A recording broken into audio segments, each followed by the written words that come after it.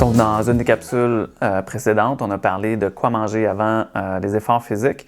Maintenant, on va parler de quoi on devrait manger après, dans le fond, avoir fait un effort physique. Que ce soit un entraînement musculaire, que ce soit une sortie en randonnée, peu importe. Le concept de base va toujours dépendre de ce que vous souhaitez atteindre comme objectif. S'il y a des gens qui veulent perdre du poids, s'il y a des gens qui veulent gagner de la masse musculaire, rendu là, il y a des paramètres qui peuvent être un peu différents. Par contre, on va garder quand même les mêmes lignes directrices si on regarde quels sont les besoins après un effort physique. On veut faire la reconstruction tissulaire. Vous avez dépensé de l'énergie. Même si vous voulez perdre du poids, c'est pas une raison pour pas nécessairement manger. Si vous êtes dû pour un repas, c'est le temps, let's go, il faut y aller. Mais il faut comprendre que le corps, après les efforts physiques, il va avoir besoin de reconstruire des tissus, que ce soit au niveau des tendons, des muscles, tout ça, des fibres musculaires.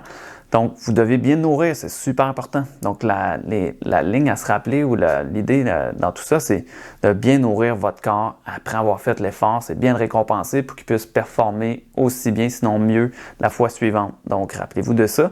Puis les matériaux de construction pour réussir à faire ça, on va parler principalement des glucides, des protéines. Donc, quand vous allez prendre un repas suite à votre exercice ou après l'entraînement, assurez-vous qu'il soit complet, qu'il soit varié. Donc, qu'on retrouve des sources de protéines à l'intérieur, que ce soit de la viande ou végétale, peu importe. Mais qu'il faut qu'il y en ait en quantité suffisante.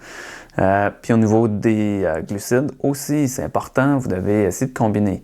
Par la suite, ce qu'on va essayer de peut-être éviter, c'est sûr que si on va s'entraîner, ça serait peut-être pas une bonne idée d'aller vers de la friture comme repas suivant, ça serait pas une bonne idée d'aller vers, les beignes, tout ce qui est pâtisserie, ces trucs-là, mais on sait déjà ça. Fait que c'est la logique qui va l'emporter maintenant. On va éviter peut-être les repas trop gras, trop riches par la suite d'un exercice.